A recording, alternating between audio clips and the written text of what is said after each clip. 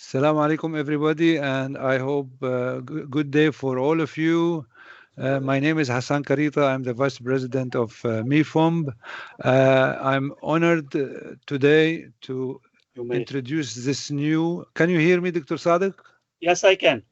I hope one of the attendees as well, if you're a student or anyone around you who managed to hear us.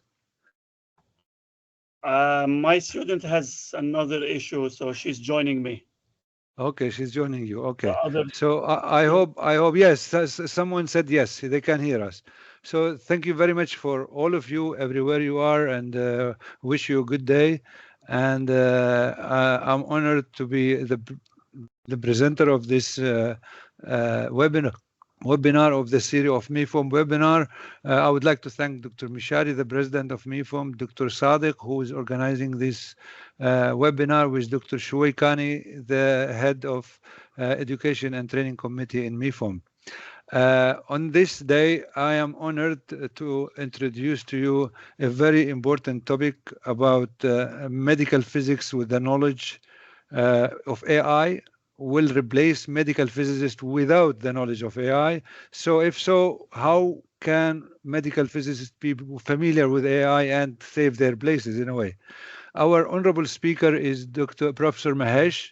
He is a professor of radiology and cardiology. He was a medical physicist, of course, with PhD, a professor of radiology and cardiology and Hopkins University of Medicine. And he had a lot of publication, 150 peer-reviewed ones, and a lot of talks in international conferences.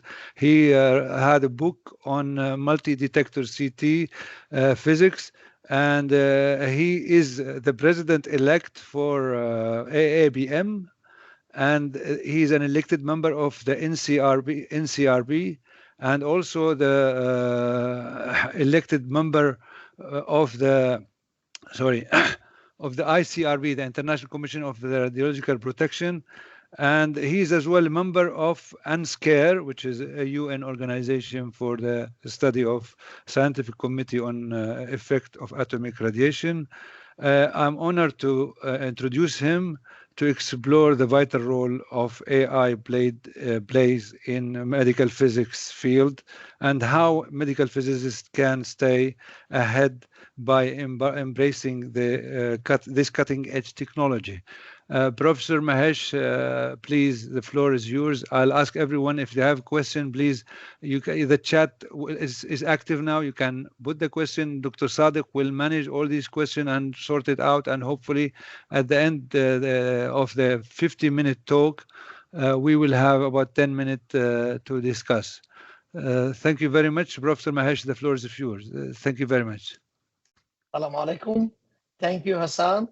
And also thank you, Middle East MEFOMP, for inviting me to speak on this topic. When Dr. Hassan called me and I gave a number of topics, and he chose this one, and I'm happy he chose this because I have been thinking about it, doing a similar talk, but this gave me another opportunity to go deep into how to put my frame on this aspect. Because right now the buzzword is like X with AI knowledge will replace X without AI knowledge. You can put the X as radiologist. You can replace X with medical physicist. You can replace X with the teacher. Anything applies right now. Anyone who is with the AI knowledge will replace anybody without AI knowledge. So my challenge is how we medical physicists will become familiar with AI so that we will know about AI. So that's the theme of my talk. And here are my disclosures. There are no relevant disclosures pertaining to this presentation. This is where I work, Johns Hopkins Hospital. I've been fortunate to work here for the past 31 years, the first job. And I learn every day something new going on here. Today, I want to talk on the following topics, on the following subject. I want to briefly introduce what is AI basics. Then I want to talk about AI application in radiology and radiation oncology, and address this question: will AI reduce the need of clinical medical physicists? And then talk about the newly introduced ACR AI certification, And then I also want to talk about what we are doing at FAAPM, which I'm part of this ad hoc on clinical bootcamp, AI bootcamp. We are calling what is called as a real AI. And finally, I want to wrap this lecture by also giving some warning about the illusion of understanding AI, how it can sometimes mislead, and what we need to be cautious about. Again, this is a fast growing subject. And in fact, the publication I have from past 2 years is becoming almost obsolete. I am feeling I'm in an area when in 2001, when we introduced multi-detector CT, every 6 months my slides used to become obsolete because the technology was advancing very fast. I'm at the same time now in 2024, I'm feeling the same thrill. Every time I'm giving a talk on AI, the previous slides are all gone because they become old now. So much fast is the technology moving. So let me start with introducing that AI tools are becoming mainstream for various imaging and treatment tasks, such as diagnosis, segmentation, or classification. So it is important for us to keep for safe and efficient use of clinical AI applications, rely in part on informed practitioner. We need to be informed practitioner on this one. So the role of medical physicist, MPs, medical physicists will play an essential role. We already play an essential role in both imaging and radiation therapy regarding acceptance, quality assurance, quality care, control, and patient safety. So the same paradigm now shifts to AI. Therefore, the medical physicist will be expected to participate to accept, evaluate, and monitor AI tools by our physician colleagues. Once we are asked to do that, by the time we are asked to do that, we need to be prepared. Therefore, it is essential to acquire background knowledge about AI to safely incorporate into clinic. Also, to learn the language of AI, have the ability to ask the right question, and then AI. Because I'm not expecting all of us to become an AI researcher. I am not planning to do so. I'm a clinical medical physicist. As a clinical medical physicist, I'll be using AI, but I'm not going to be doing research, writing codes on AI from the scratch. However, in order to do that, I need to know what AI is all about. This is a survey which was put out by an international survey put out in 2021. I thought I'll start with this one. In this survey, they asked the medical physicist the following question: how would you rate your knowledge of AI? Here, the green 5 is expert, 1 is no, and 2 is in between. So if we look in here for all the gender, whether they're working in public, private, less than 10 years, more than 10 years of experience, in general, I see in this color graph more than 50%, in fact, more than close to 60% are rated between 1 and 2. So they rate their knowledge between 1 and 2, means like less, almost none. The same group was asked the second question: can AI improve daily work of medical physicists? Now you see, even though they are not familiar with AI, but the same survey people thought that AI will improve daily work. More than 80% in this graph, you see that believes it's going to improve daily work. Now the third question is, are you currently involved in AI project? I like this question very much because this also gives me hope what we need to do and fill up. If you look in here, there is very less, about close to 10% say I'm not interested. No, I'm not worried about that part. The other extreme or the other end, about 15% say yes, person in charge. I believe they are more of a researchers on the other end. But I like the group in between, about almost 64 to 70% of them correct. They say no, however, but they like to. And that is where I think the audience, we are all here.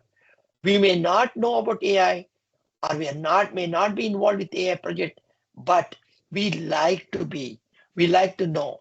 And that is the group which I'm interested.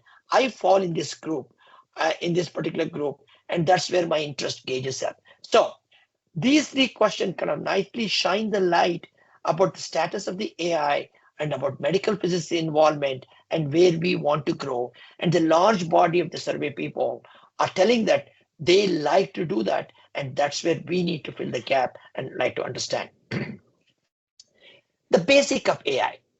Buzzword you hear everywhere. First of all, artificial intelligence is a big diagram, like a Venn diagram, big circle. It is a subfield of computer science devoted to creating systems to perform tasks that ordinarily requires human intelligence. You're trying to allow it to do something else for us. Inside the artificial intelligence, the subset of it is called machine learning. Machine learning is a subfield of AI where computers are trained to perform a particular task. For example, to go and take a look at a particular aspect, detect something, or do an organ segmentation and so forth. In this machine learning, it is further subdivided into supervised machine learning, unsupervised learning, reinforced and transfer learning, etc. We can go and spend the whole hour discussing these four things because so much is there inside each of them. What are the characteristics and all those things? I'm not going to spend on that one. The third one, even further down in this particular AI, within the AI, there is also called as a subgroup called representation learning.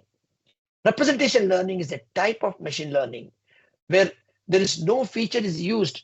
The computer learns feature by which to classify provided data. It will automatically learn the features and thereby tell like, okay, this is a dog, or this is a cat, or this is a muffin, and so forth. Even further down within this artificial intelligence is the deep learning. The deep learning is a type of representation learning where learned features are characterized by using neural network with many layers. So go deeper and deeper into AI, it becomes more and more complex, and more it becomes like a black box. It becomes more like a mystery for us how the AI will tell these things. The deep learning is like this. You have an input. There are many hidden layers, which is written as a coding language, for some particular functionality function, and then there is output. So the deep aspect of deep learning refers to the multi-layer architecture of artificial neural network, which contains hidden layers of nodes between input and output. What is basically telling is like, this is the hidden layers are like act like a black box. You ask a question, you get an answer. How does it get an answer? That's what this is. Artificial neural network will do that in the deep learning. To summarize this one briefly, here is the layer. The artificial intelligence is a bigger diagram. In the subset of artificial intelligence is the machine learning, which has like compute algorithm perform predicted tasks. Example, neural network. Inside the machine learning, even smaller, is the deep learning. It is data extraction and learning representation, and that's the neural network and so forth. That is the kind of like a very summarized summary of AI basic. Then we also now begin to hear large language model and so forth. I'm going to go into details later. Now, what are the AI application in radiology and radiation oncology?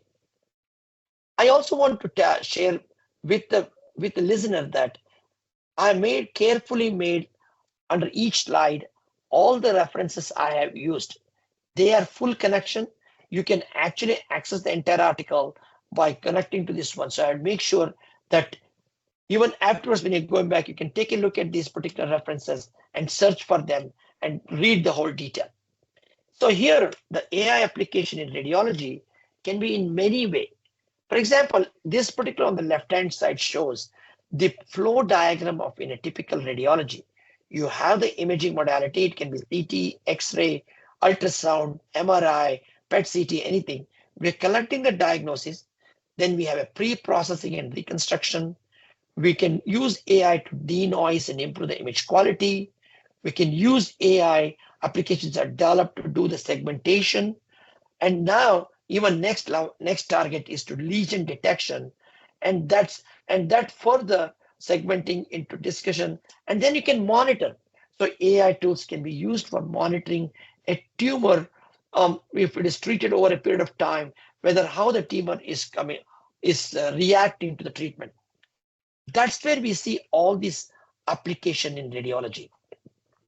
On the other hand, AI application in radiation oncology is already we are seeing in the area of image segmentation and detection, image phenotyping and radiomics, which has been for a long time. And I'm more interested in the image dose quantification, dose response modeling, and also image generation.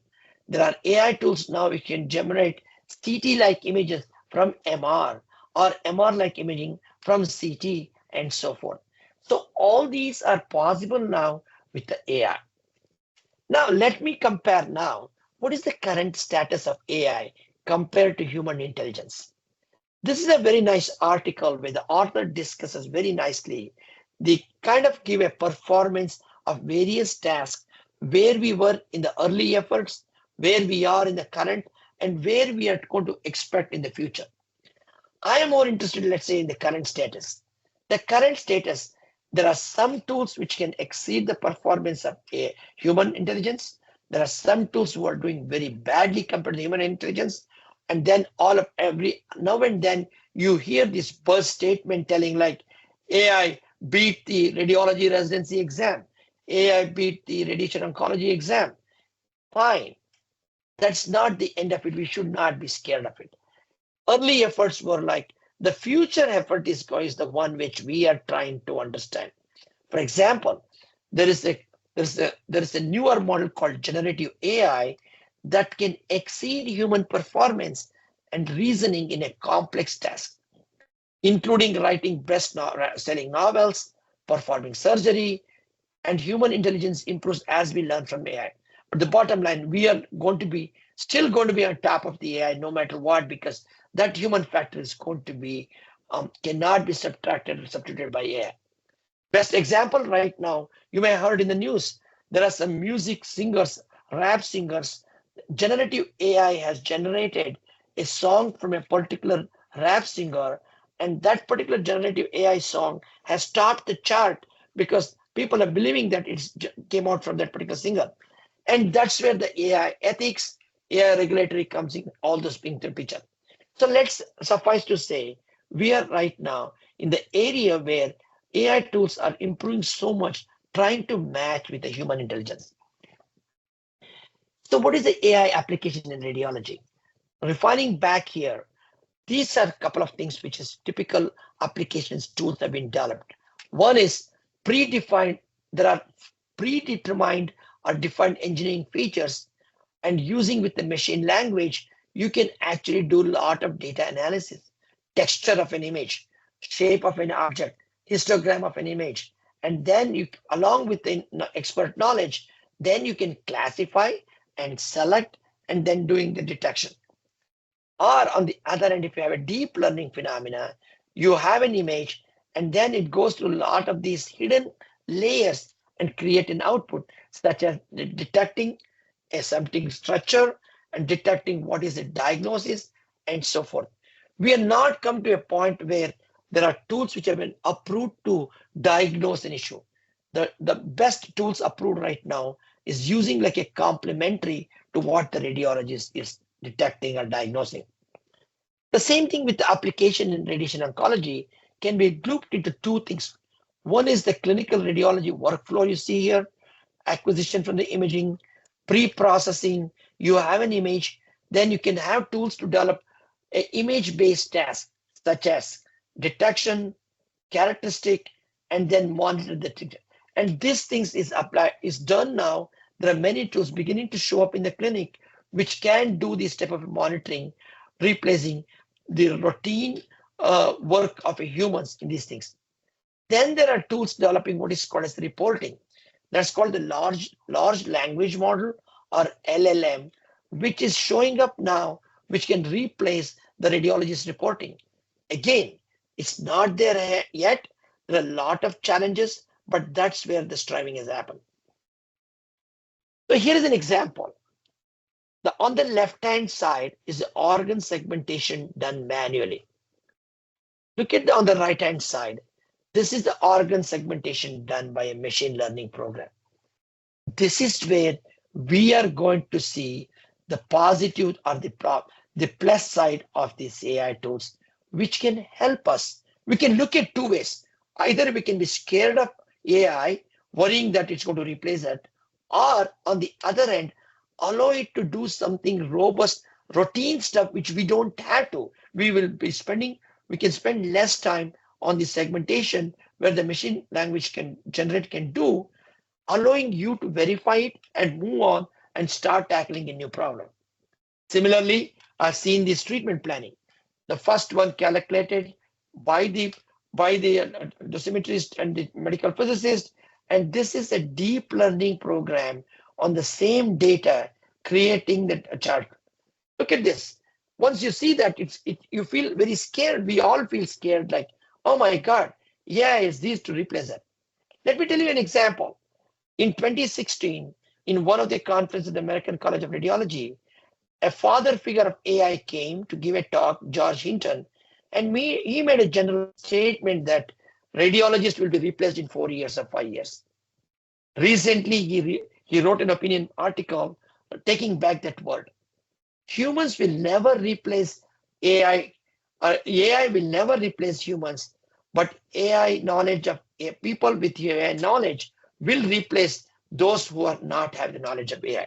And that's where we are going to be. We want to gain the knowledge of AI so that we are at the forefront of this field. Here is an example of the AI model development and deployment. This is published this year by a group of AI researchers. And you can download this article. It's a nice article.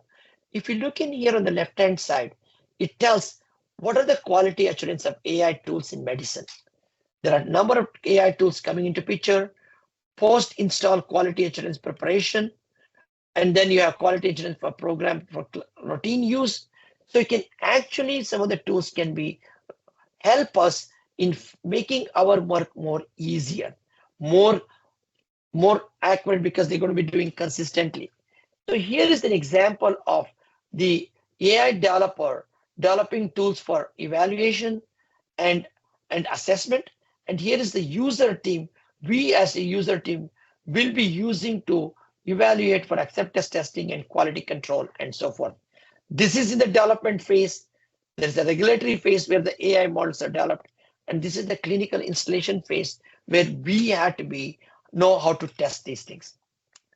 Here are questions, for example, from vendor: pre-install quality assurance preparation, acceptance testing, and quality assurance. These are some of the things which AI will help us to do instead of us doing the routine stuff, the basic stuff. However, then we have an object to look in there, the ethics and AI and so forth. So through continuous monitoring and rigorous testing available, QA ensures that medical AI tools remain reliable and effective across varied patient demographic and clinical scenario. Therefore, rigorous testing procedures will enhance the trustworthiness among clinician and patient, and the support for broader goal of ensuring AI. So therefore, we as a medical physicist, we need to know to develop or how to do the rigorous testing. We need to integrate robust QA program, which will create much better of adapting AI while minimizing the risk. That's where the role of medical physicists is going to be. So this is the flow diagram, kind of nicely shows the AI in radiation oncology. It categorized different region. For example, the treatment decision, imaging simulation, treatment plan, and so forth.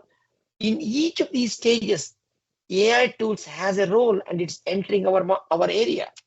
For example, in the simulation, AI promises to reduce radiation exposure to patient by enhancing the image quality, suppressing artifact, and enable more accurate image registration.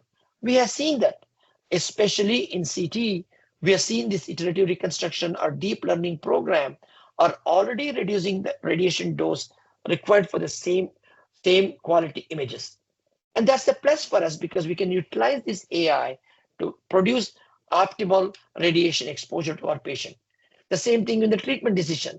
Here we are seeing that decision support tools that can combine both the clinical, genomic, and imaging data will help the oncology process. Next thing is, for example, plan approval and QA. AI tools might help expedite the QA process. We may not have to spend all night doing the routine QA. The AI tools can do some of these things, but we need to supervise and verify that one. That is the most important factor. And then the following thing. This article also kind of nicely lists what is the AI role in radiation oncology by clearly showing the role what we all play right now. The blue button is the radiation oncologist, the red button is the medical physicist, and the green button is the dosimetrist. And here it gives this, for example, in the planning stages, clinicians spend so much time in target segmentation. Is it needed? AI can help. Then the dosimetrist and the radiation oncologist have a plain organ segmentation. Medical physicists and dosimetrists have a role in dose optimization. And all three of us have verification aspect. So this is the current stage right now. And AI will be coming some of these things, helping us to replace some of these things. But the last part, the patient-facing front of house task, that will never be replaced by, taken over by the AI. I think that's where we have to start preparing ourselves to move towards that patient-facing front of the house task, which we normally don't do up till now. So this particular diagram kind of nicely describes the role, how it is going to move to the front of the house or the back of the house.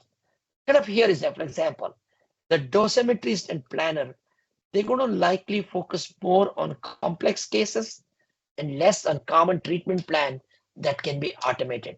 So the dosimetrist, if they don't prepare to focusing on the high risk one, they can lose their job and they can be pushed aside. That's where we have to prepare.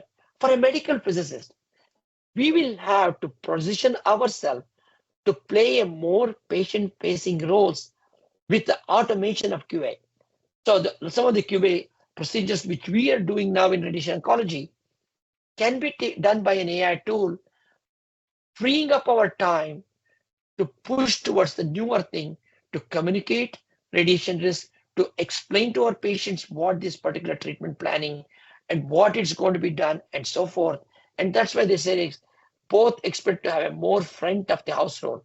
Both the medical physicists and radiation oncologists will have more time to focus on the front of the house roles, such as meeting with the patient, communicating, rather than spending all the time, which can be replaced by some of the routine stuff can be redone by an AI. Radiation therapists likely to witness faster patient turnaround time with automatic setup and treatment delivery. We're already seeing that patient positioning some of the CT scanner, which can be automatically done by these AI tools, by taking a picture of the patient lying on the CT couch. So what I want to share here is like, rather than being worried about us being replaced by AI, let's focus on where our effort will be much more appreciated, much more needed, and let's prepare for that and use the AI as helping us to prepare for those things. So in this particular article concludes is like need for transitioning of a medical physicist from back of house work to more clinical patient-facing role as a means of improving quality of information provided to patients, as well as enhancing patients' experience and satisfaction with their care. If this transition is realized properly, then with appropriate training, medical physicist role will be further strengthened despite automation of their technical tasks. So, as I mentioned, we should not be worried about AI. In fact, we should embrace AI to do some of our routine tasks, thereby freeing ourselves to become a lot more spend time in communicating, interacting with the clinician colleagues, interacting with our patient, and so forth. So there was an article in JAC published back in 2018. This was a point counterpoint article was basically asking, AI will reduce the need for clinical medical physicists. Two AI researchers, I know them, they discuss this in length. As you know, the JACMP article, the ACMP article is an open access journal from APM. Anybody can access.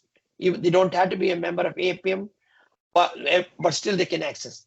So here is what Dr. Tang mentioned.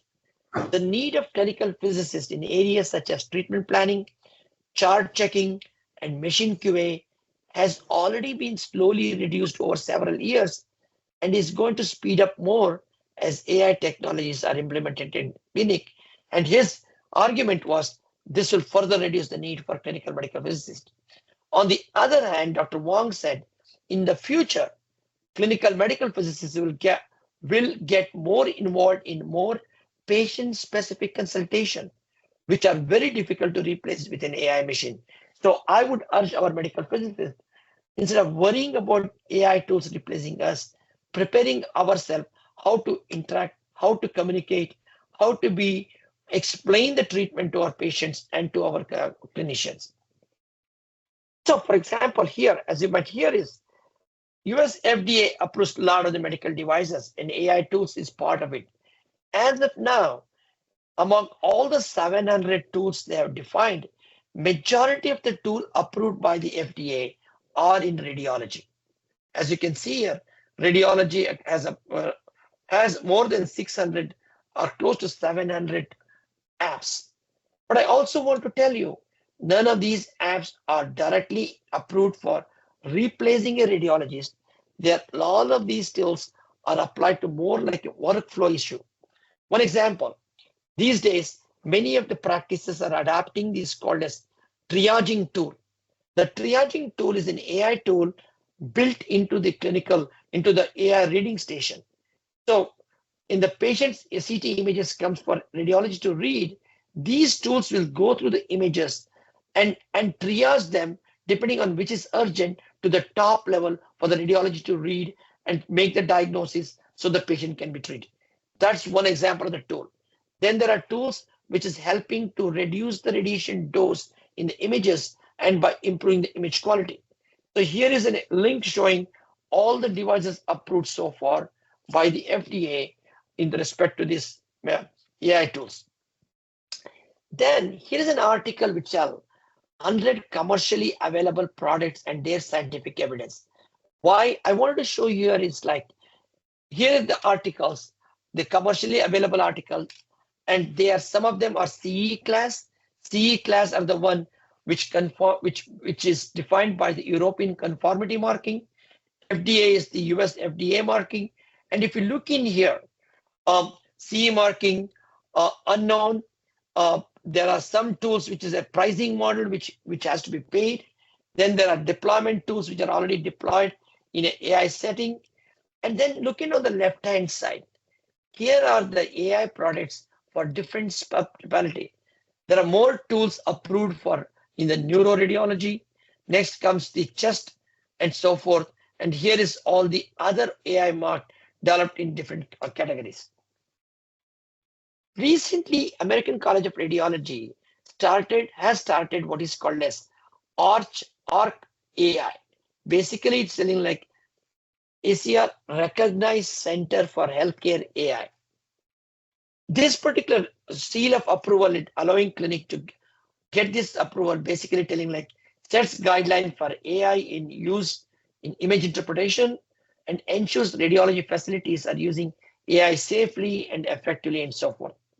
This is the first of the national AI QA program for radiology facility designed to recognize adherence to best practice of use of AI in imaging interpretation. I recently served as on the board of the ACR and as the advisory on the Data Science Institute, and I was in the front seat to see how this ACR is developing the tools and developing this AI. I foresee this now to the next level is they may require some type of a training on the medical physicists. That's where we have to prepare ourselves to train ourselves to be ready to be part of this one. Right now, the readiness for the AI site stamp of approval required for the site to establish an interdisciplinary AI group, maintain an inventory of all the AI tools used with detailed documentation, and also monitor algorithm performance, including safety and effectiveness. And that's where we medical physicists comes into picture to monitor the algorithm safety and so forth. Here is the couple of institutions who already got the approval of this recognized organization. IAEA has put out a document back in a few years ago called the TCS document number 83. It tells us the artificial intelligence in medical physics. It defines the roles, responsibilities, education, and training of clinically qualified medical physicists. And this was endorsed by FAAPM. And in this particular document, the IAEA clearly defines the role in the following 5 areas: development of technical specification, equipment accept, test, and commissioning, all those areas which the medical physicists we are actually trained to do with the imaging modality or in addition to treatment modality. Now AI is another tool added to our play. In oncology, here are some of the leverage points for AI, such as target localization and segmentation and so forth. So this particular document is available. In fact, AI is now about to release the next document going into more details of what type of testing has to be done and so forth. And currently that document is under review and it should be published soon. So the steps in adapting AI tool in healthcare can be looked in different buckets. Procurement point, when we do the specification and evaluate the tools and bring into our identify a tool for seller buying. Once the AI tool is accepted, one is purchased, we need to do the acceptance testing, commissioning, and quality control. So now I just want to transition what is called as embracing real AI. I am part of this editorial we wrote recently, which was published last week, a call to action for medical physicists in healthcare, basically to embrace real AI. Because we believe the medical physicists have a pivotal role to play in AI revolution, the only way we can play a role is by being prepared for, embrace the changes that AI is bringing, will benefit our community, healthcare, patient care, and society at large and in future. In fact, we need to position ourselves at forefront of real AI and prepare to lead the charge in this exciting new area. What is real AI? We also list this as ABC strategy. A stands for advocacy. We need to increase the education initiatives such as what your MEFOMP is doing. We need to increase the public awareness of our medical physicists' role in AI. The B is the broadening the perspective. We need to encourage interdisciplinary collaboration that allow medical physicists to work with professionals such as computer science, machine learning people, and other disciplines so that we can gain insight into different perspectives on AI tools. Third one is the communication and coordination. We need to enhance the communication with healthcare professionals that we are well trained to do these tasks with our administration and patients by clearly defining and articulate the role of medical physicists in AI. If we do that, we can always dream as the following. Finally, the best practices for adopting AI in clinical practice include all these steps.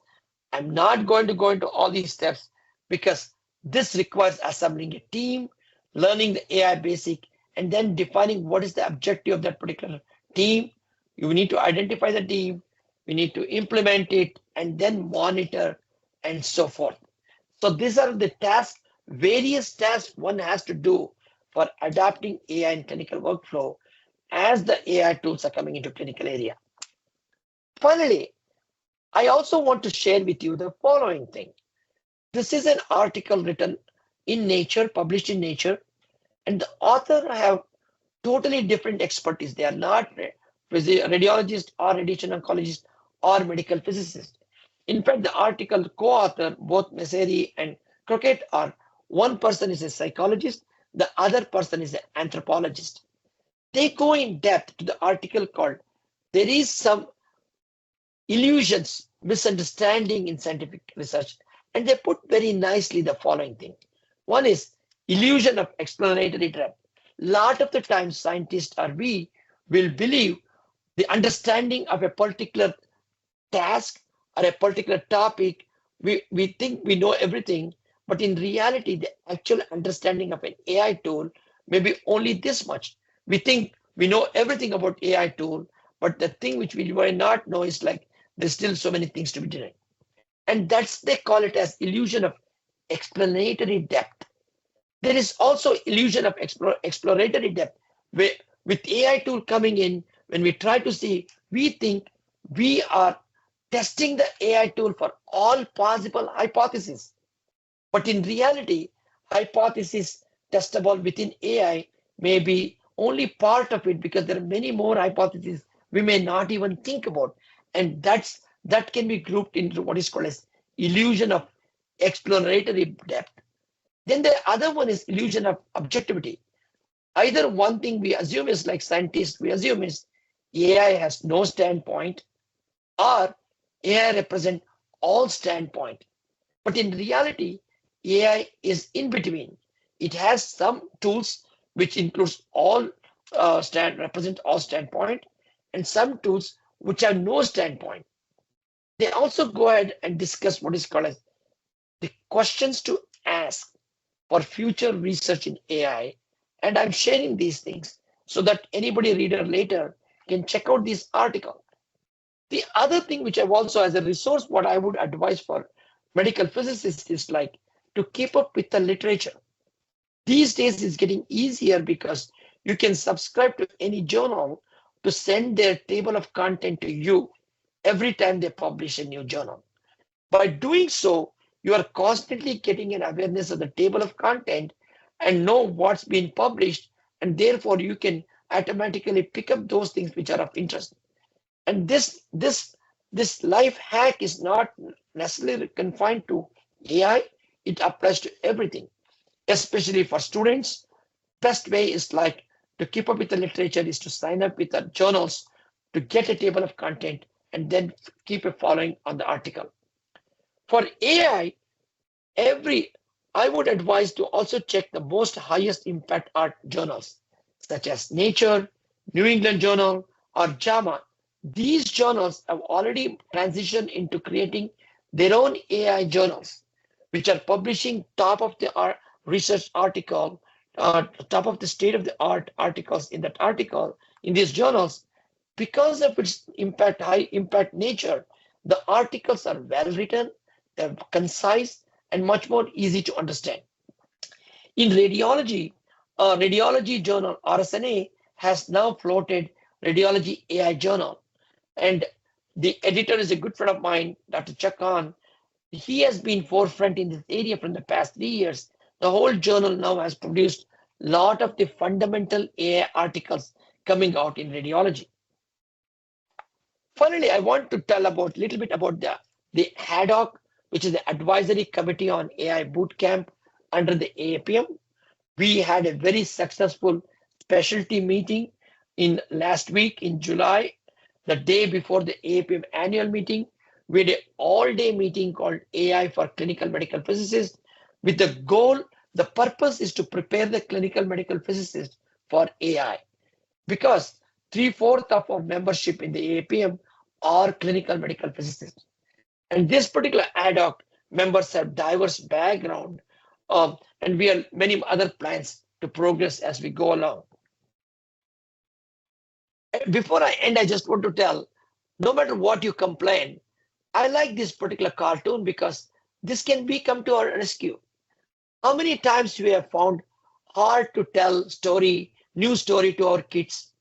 I have found that because the kids get bored after you tell the same story, Arabian Night 10 times, they get bored. On the other hand, now you can use AI to your tools as the AI tool to generate a different version of the Arabian tales, to have like a mystery and a mermaid and so forth, and the AI will generate a new story and your kids will be happy. So I just want to end this telling like AI has come to our rescue, especially in terms of these type of things.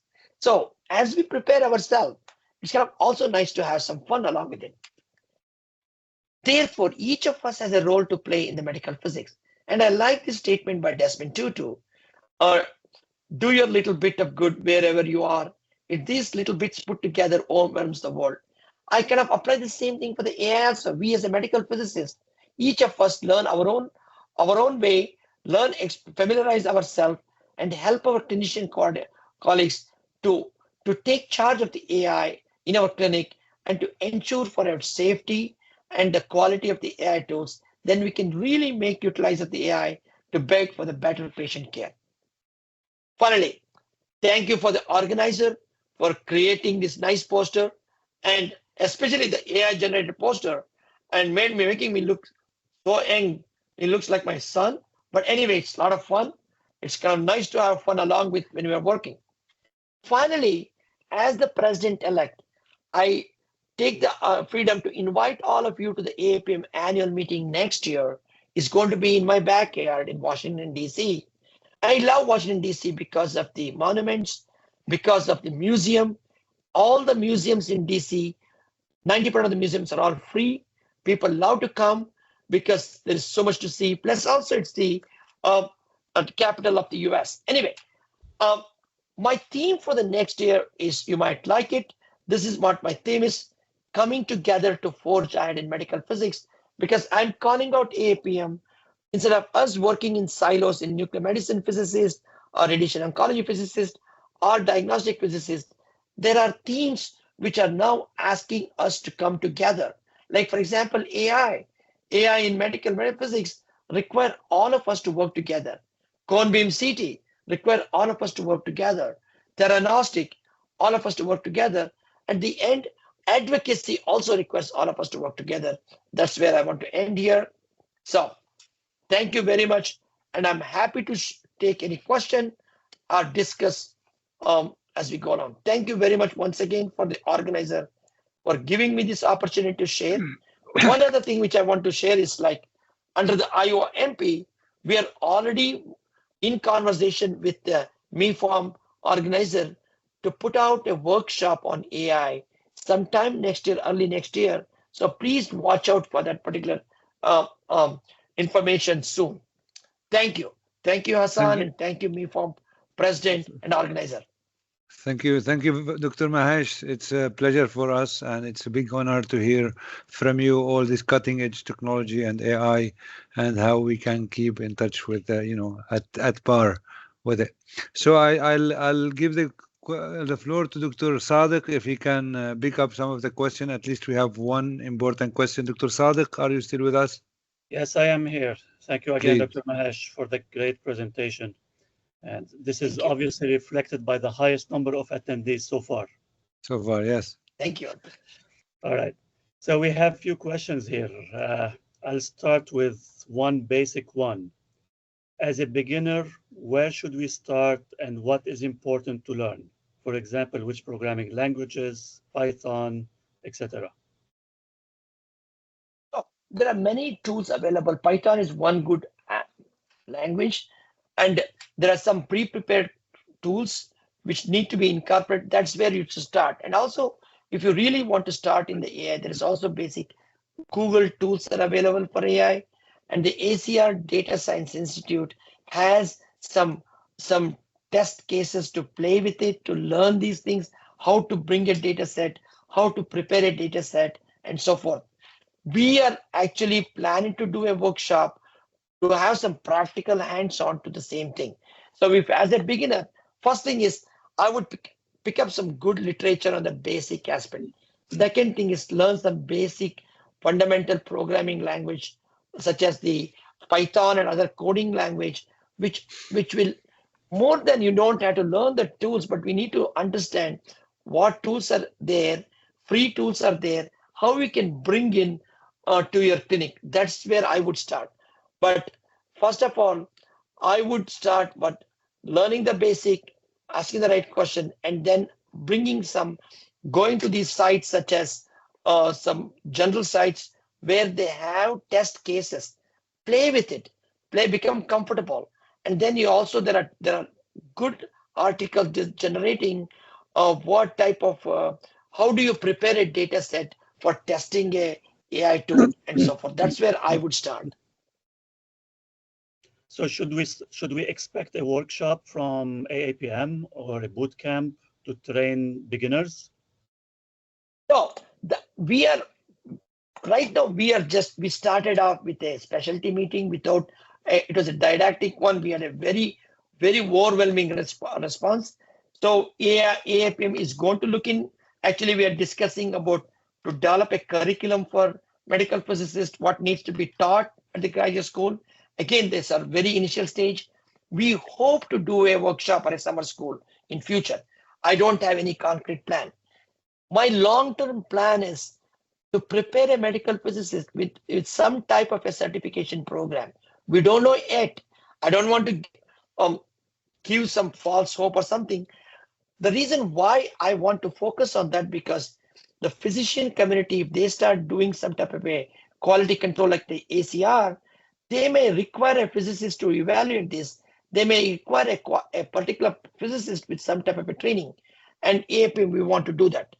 With respect to the workshop, IOMP is, we are planning to do, the IOMP president and myself and some others, we are planning to do a workshop as a first workshop. Hopefully it will happen in MEFOMP at your conference next year. Again, this is at a very initial stage. So look out for those things. Okay, thank you, doctor.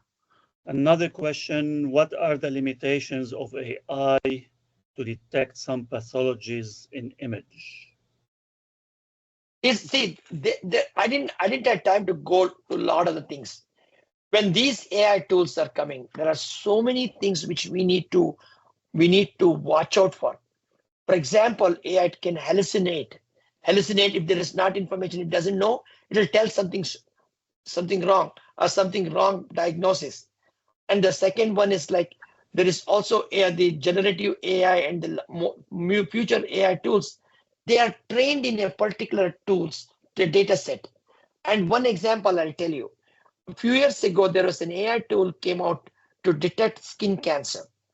The company has prepared this tool. It was a fantastic tool for detecting skin cancer by looking at an image, by a photograph of a person's skin. When it became commercially available, it kind of bombed over brown skin and black skin because they had never had trained on those particular images. That is the challenge which need to be watch out, the limitations, because that's where examining what type of data they had used for developing the AI tool and how we need to test it will tell you, because AI tool in a lab may be performing at a certain level, 100% or 90% accurate.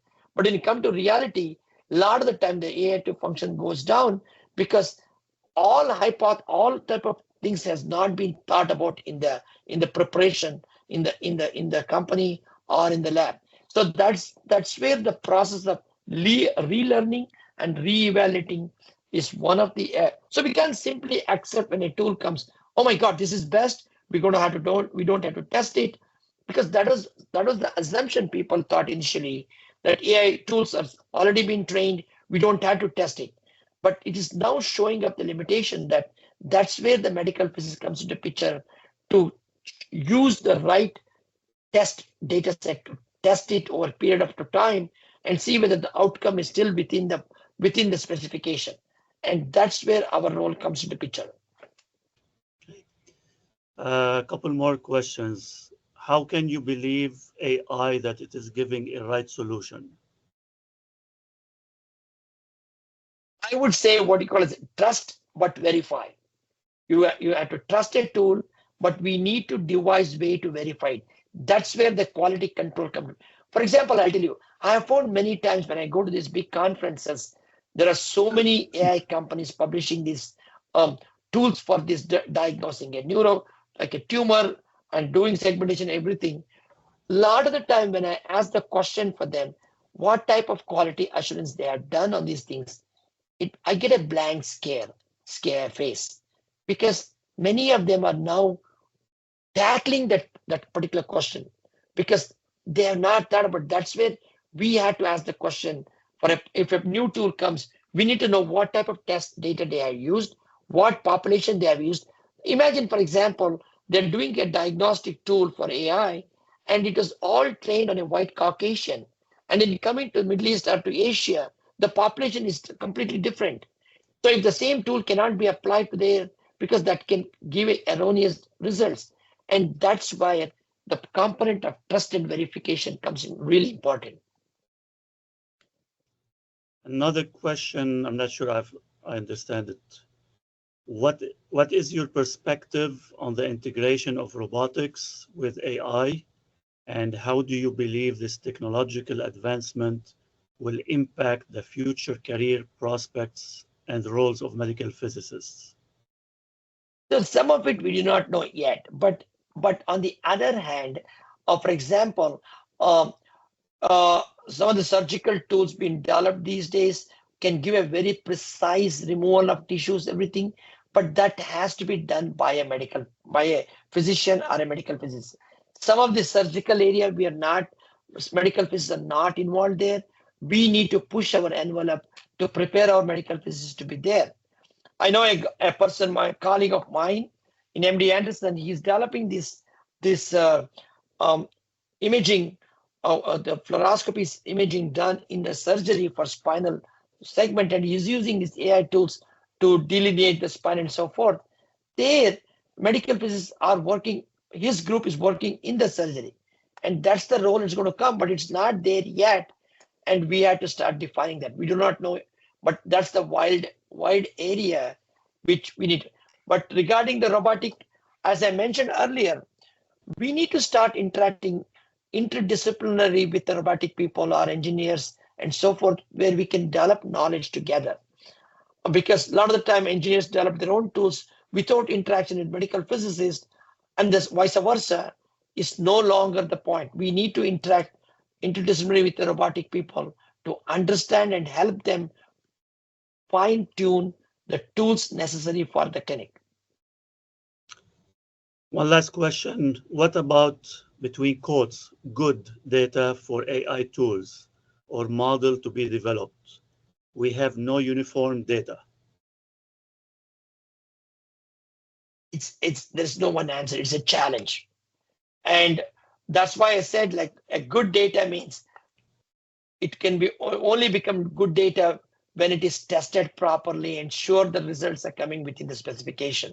So the data is as good only when there is a proper testing. And again, there is a challenge of testing also, because some of the AI tools are so good and you test it on a particular data test. By the time the second time you test, the AI might have already learned what it went wrong and give you a comfortable answer. So that's where the challenge comes again. How do we prepare a data set every time to test it AI tool? I don't know the answer yet, and many of us don't know, and we are exploring that option. For example, one example, if there is, imagine we physicists are good with images, with the phantom images.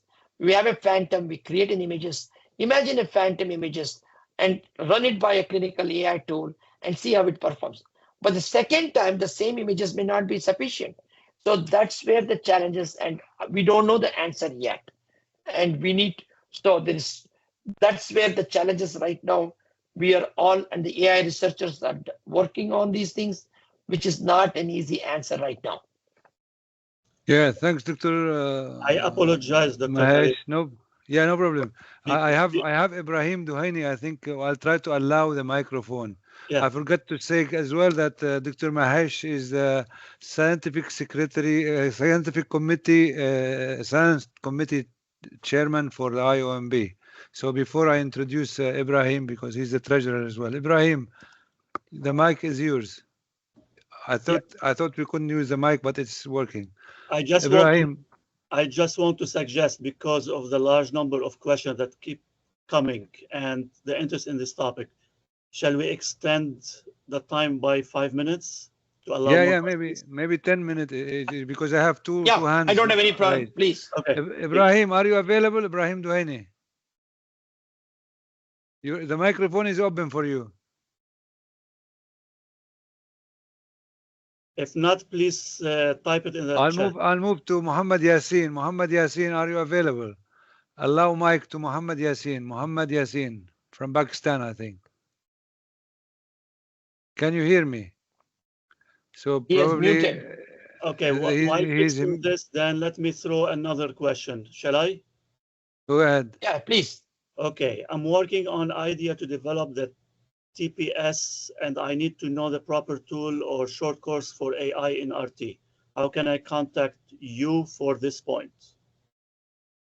So I can connect you with people who are doing it. For example, in MD Anderson, Dr. Lawrence Court is developing an AI tool for doing treatment planning with the goal of helping remote LMIC countries, so that where they have lack of physicists, they have lack of dosimetrists, and this tool is helping. Actually, he's already experimenting with the FAAPM President Chris group.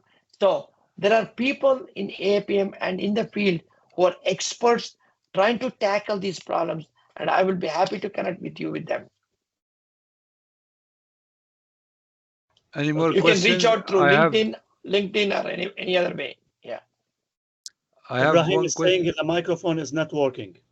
The microphone is not working. Let me try again for Ibrahim if it'll work again. Just a second. Give me a second. So Ibrahim, the mic is not working. I don't know why. Ibrahim is not there as well now. So Ibrahim Duhaini, no, because he was raising hand, so I could catch him. Anyway. Also, Muhammad Yassin says the microphone is not working. So it Please, might be not. Please type your question. Yes, please. We have from Iraq as well. Naba, she said she will write a question, but I didn't see it on the chat.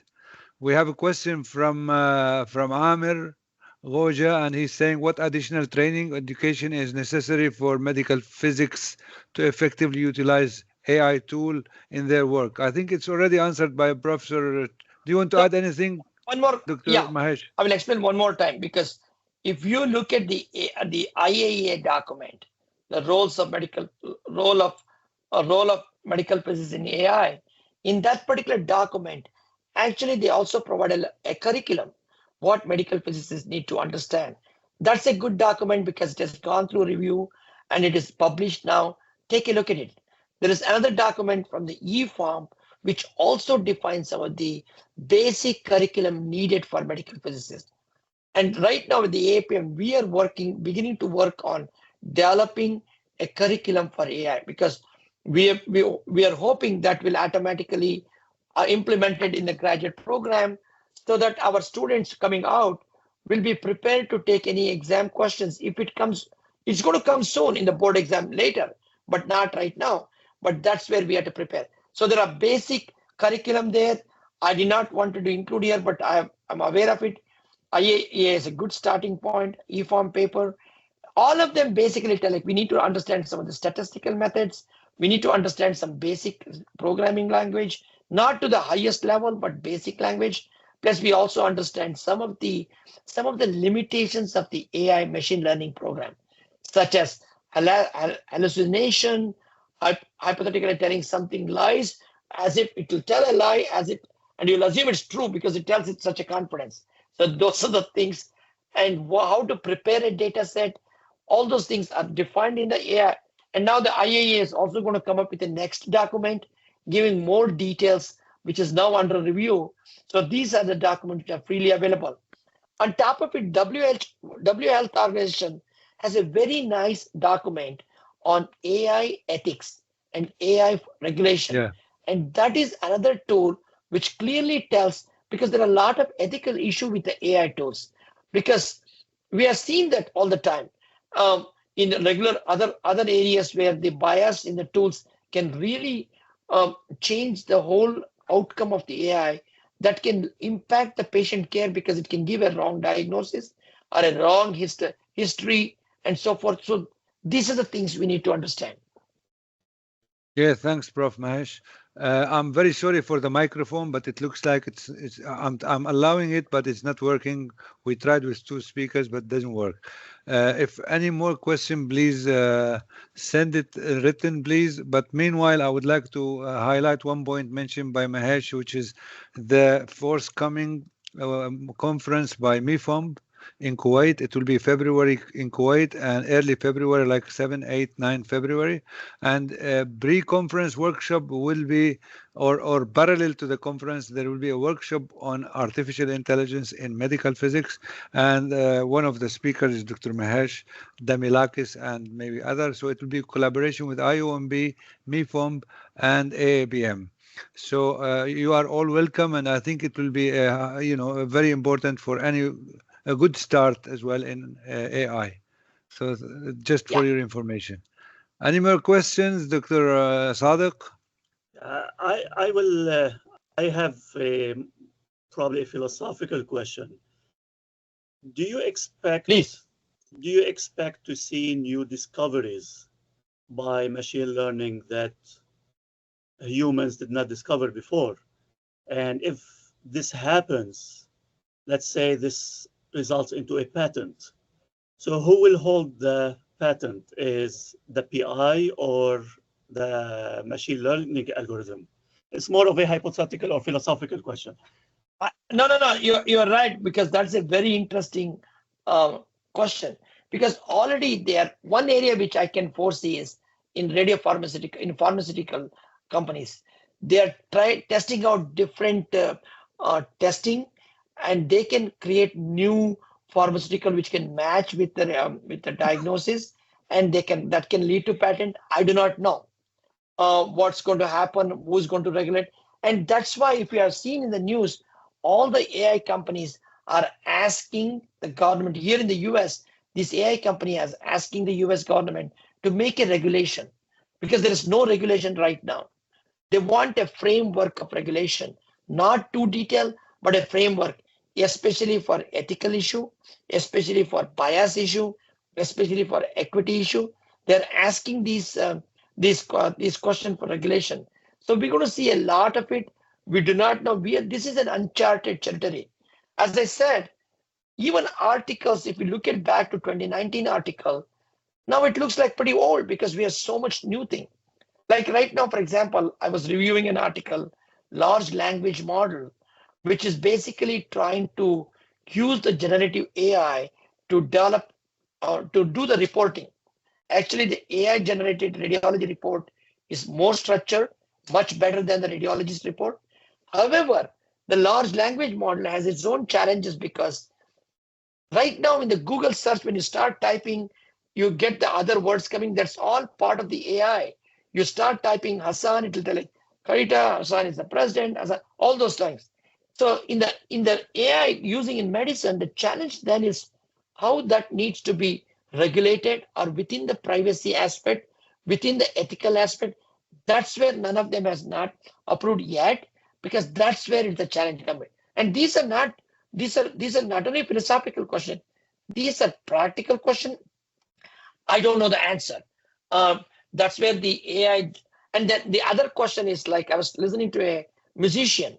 She's also interested in AI, and she's trying to push this AI tool to the next level, because her music is now in the internet. So a generative AI will automatically search her music and mimic her music. Now she's trying to mimic herself as like a different organization, organ, or something else, trying to fool the AI tool. So the privacy aspect comes into picture. As I said, already one rap singer is suing the company, AI company, because it has generated a song which is now topped even higher than his real song. That is another thing. The other one is like, what about authors? Like, we all publish paper. Our information is gathered by AI, and these companies are making money out of our material, intellectual property.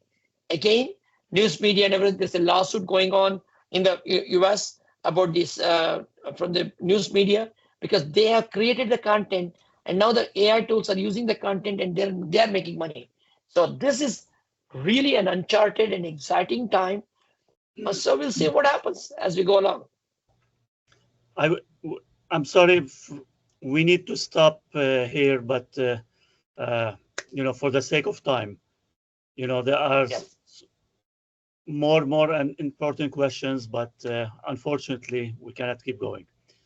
So I would like to thank you, Dr. Mahesh, again for the great talk. And we can't hear you, Dr. Hassan. And also thank you for this opportunity. Yeah, thank you for the invite. Oh, sorry. Thank you very much, Dr. Sadiq. Thank you very much, Dr. Mahesh. And on behalf of everyone, I would like to thank you again. Thank Dr. Sadiq and Dr. Riyad Shouikani, who is present here as well, for running this series of this webinar as well. Thanks for Ibrahim, the treasurer. He was as well the treasurer of FIOMP. As our treasurer as well, Dr. Rabia as well. He's a member of the committee of scientific committee of FIOMP. MB. And I would like to thank Dr. Mishari as well for hosting this webinar in Kuwait and taking care of all aspects. And thanks again. And thanks all the participants. It's been like a maximum of 70 today. So this is the best so far. Thank you very much, Mahesh, again. And we hope to see you again. And thank you, everyone. Thank you. Thank you.